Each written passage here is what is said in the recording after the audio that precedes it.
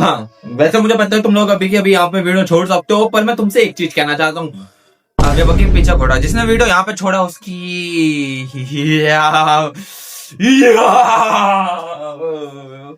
खत्म करते हैं इस चीज को। तो देखो ठरगियो, जैसा कि तुम लोगों को पता ही है, गोकू वर्सेस साइतामा, जिसके बारे में हर कोई बात करता रहता है और उस बारे में बात करने का मेरा मूड नहीं है, तो उसको साइड करते हैं। हम लोग बात करने वाले हैं यहाँ पे इनविंसिबल सिस्टम वर्सेस साइतामा की। अब ये इनविंसिबल सिस्टम कौन से खेत की मूली है और आखिर ये मूली आई तो आई कहां से है, आखिर ये किसकी गांड हुई थी, मुझे भी नहीं पता है, सोचना पड़ेगा, बड़ा मुद्दा है ये।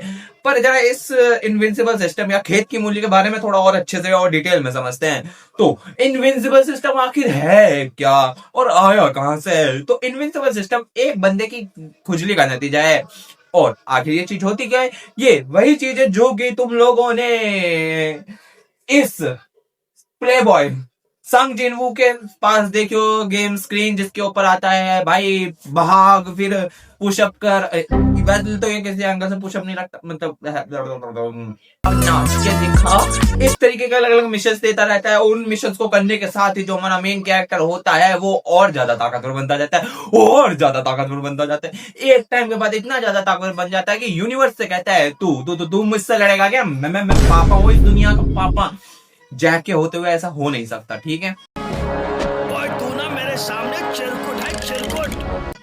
सो बेसिकली अगर सिंपल शब्दों में कहना हो तो इनविंसिबल सिस्टम एक ऐसा सिस्टम होता है जो कि किसी भी कैरेक्टर को पापा लेवल की पावर दे सकता है और अपने बाप का बाप बना सकता है। आखिर किस तरह से? ऑफ कोर्स जो मैंने अभी तुम्हें बताया वो ताकतें देता है, जस्ट लाइक सन जिनवू, रिमूरो टेम्पेस्ट और मेनी अदर कैरेक्टर्स तुम जानते हो। मतलब गेम स्क्रीन सुनते ही तुम्हारे दिमाग में आ गए होंगे कैरेक्टर्स। तो इस तरीके इस चीज को इनविंसिबल सिस्टम कहते हैं। अच्छा। ऐसे लोग जो कि पूरे यूनिवर्स के साथ प्ले बॉय बन के करते हैं, ऐसे लोगों के सामने अगर साइतामा अपने गंजू जॉनी सिंस आ जाए, जिनका जापानीज इंडस्ट्री के अंदर अलग ही तौर चल रहा है, वो बंदा आते इनके साथ क्या करेगा? माँ चोद के रख देगा इनकी, ठीक है ना? और अब आखिर ऐसा क्यों? आखिर जॉनी भैया के पास ऐसा क्या है जो वो इनविंसिबल सिस्टम यूजर्स को इतने प्यारे तरीके से और इतने आराम से मार सकता है? तो इसका एक बहुत सिंपल सा रीजन है, इनका यूनिवर्स। इन लोगों का जो यूनिवर्स है वो बहुत ज्यादा अलग तरीके से। अब यहाँ पर वैसे तो मैं कैरेक्टर्स, काफी सारे कैरेक्टर्स निकाल सकता हूँ जो साइतामा से लड़े, पर सबको साइड करते हो सीधा संग जिनवो को उतारते हो, और या कहूं तो रिमोरू को भी उतारते हैं। रिमोरू टेम्पेस्ट रिमोरू को लेता है बिकॉज इसके बाद नहीं यार, संग जिनवो को ज्यादा लोग जानते हैं रिमोरू से। वैसे रिमोरू ज्यादा ताकतवर है जिनवो से, बट रिमोरू को थोड़ा साइड करता है बिकॉज उसके बारे में किसे कह सकते हैं। रिमोरू के बारे में बात करते हैं। संग जिनवू ये चमनचूतिया, इसके बारे में नहीं करता, ठीक है। हाँ, तो रिमोरो टेम्पेस्ट, जिन लोगों ने वेब नॉवल पढ़ रखी है उन्हें पता है रिमोरो टेम्पेस्ट की जो आगे जाकर पावर्स होती हैं वो यूनिवर्स तक को बेंड कर सकती हैं और अपने मन मुताबिक काफी सारी चीजें कर सकता है।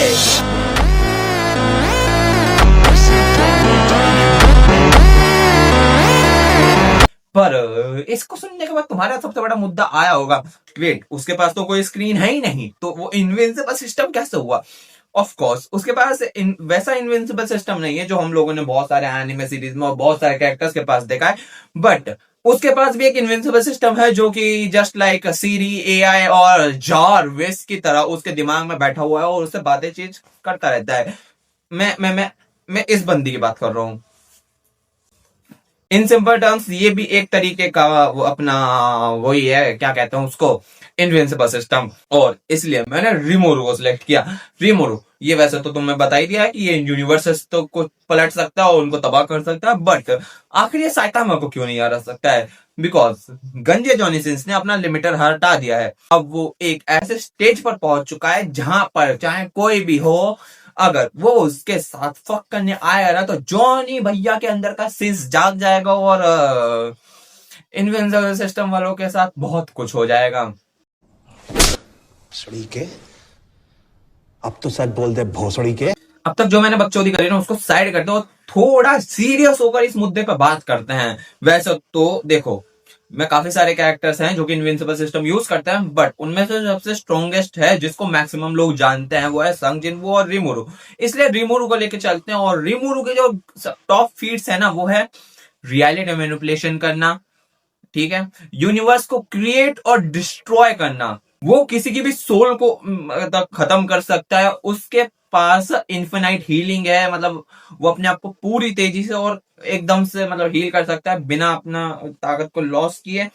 उसके बाद फिर वो कॉन्सेप्ट तक को मैनिपुलेट कर सकता है, मतलब जो बेसिक कॉन्सेप्ट होते हैं ना कि पानी को नीचे गिरना है, तो वो उस चीज को भी मैनिपुलेट करके ऊपर पहुंचा सकता है पानी को। और भी ऐसी मतलब बहुत सी चीजें हैं, सोल को खत्म कर देना, रियलिटी रीराइट करना, मतलब इन सिंपल टर्म्स रिमूरो एक ऐसा एक गॉड लाइक बीइंग नहीं है, वो एक गॉड ही है जो अपने यूनिवर्स की हर एक चीज को प्रॉपरली कंट्रोल कर सकता है और कोई नहीं है जो उसे हरा सके। पर फिर भी साइतामा अपने गंजे चौने से के पास ऐसा क्या है जो कि वो रिमोरू को हरा पा रहे हैं? गैग। जी हाँ, गैग। अब ये गैग होता क्या है? तो गैग कैरेक्टर कुछ ऐसे कैरेक्टर्स होते हैं जिनको बनाया ही जाता है ऐसे कामों के लिए जो कि नॉर्मली नहीं हो सकते हैं। एग्जाम्पल के लिए डॉक्टर स्लम्प की ये कैरेक्टर एक बार वो ड्रैगन बॉल सुपर के अंदर आई थी और इसने गोकू और वेजिटा दोनों को एक साथ पेला है। तो क्या इसका ये मतलब है कि ये छोटी सी बच्ची गोकू और साइतामा से ज्यादा ताकतवर है? नहीं नहीं नहीं, ऐसा नहीं है। ये छोटी सी बच्ची गोकू और साइतामा से ज्यादा ताकतवर नहीं है, बट इसका जो कैरेक्टर है, इसको जो राइटर ने बनाया है, वो बनाया इस तरह है कि वो गोकू और साइतामा को हरा सकती है। और यहीं पर जो बेसिक कॉन्सेप्ट है वो यहाँ पर यही आ जाता है। जो साइतामा है वो एक काइंड ऑफ गैग फीड को लेके रखता है, गैग फीड के साथ है, मतलब कि चाहे वो किसी से भी लड़े, लेकिन क्योंकि उसके अंदर गैग फीट है, उसको बनाया इस तरह गया है, तो वो सामने वाले से हमेशा ताकतवर रहेगा, चाहे आप सामने वाला कितना भी ताकतवर हो। ठीक है, अब इसका अगर तुम्हें एक एग्जांपल देना हो ना, तो मान लो रिमूरो ने ये पूरे साइतामा को हराने के लिए पूरे मल्टीवर्स को रीराइट किया, पर यहाँ पर जो साइतामा है उसका गैग जो काम वो काम करेगा और साइतामा का जो पंच है वो रिमूरो पे लैंड हो जाएगा, भले अब रिमूरो उस पंच को रिमूव करने की कितनी भी कोशिश करता रहे। तो इसलिए साइतामा को हराना किसी भी कैरेक्टर के लिए जो कि गैग से बिलोंग नहीं करता है सबसे ज्यादा मुश्किल होने वाला है। तुम एक बार को इस बंदी को ले सकते हो, ये जो डॉक्टर स्लम की बंदी है, ये भी एक गैग कैरेक्टर है, तो ये साइतामा को लिटरल हरा सकती है। इसके पास पोटेंशियल है because she is the gag character, और गैग कैरेक्टर ऐसे ही होते हैं।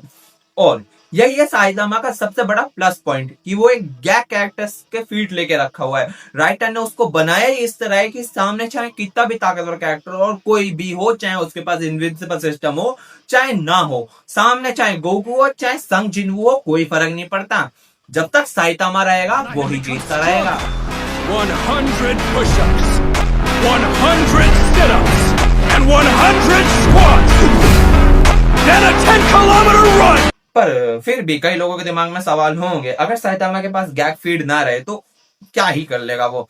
जी हाँ, तब वो कुछ नहीं कर पाएगा। तब रियलिटी मैनिपुलेट करने वाला कैरेक्टर भाई बहुत आराम से साइतामा को हरा सकता है। इनफैक्ट गोकू भी साइतामा को हरा सकता है just because of gag feed. ये साइतामा के पास सबसे बड़ा प्लस पॉइंट है और यही वो चीज है जिसके वजह से साइतामा आज तक हार नहीं पाया है। और इस बारे में किसी ने भी तुम्हें नहीं बताया होगा बिकॉज किसी के पास इतना दिमाग ही नहीं है कि वो इस चीज को पता लगा सके। ठीक है, हाँ तो बस इतना ही वीडियो था। मुझे नहीं पता वीडियो मैंने क्या सा बनाया, क्या सोच के बनाया, बस बना दिया। मूड किया, मेरा मूड क्या किया, एक बंदा पीछे पड़ा हुआ था, सो वो मैं तेरी बात कर रहा हूँ, ठीक है ना? Okay.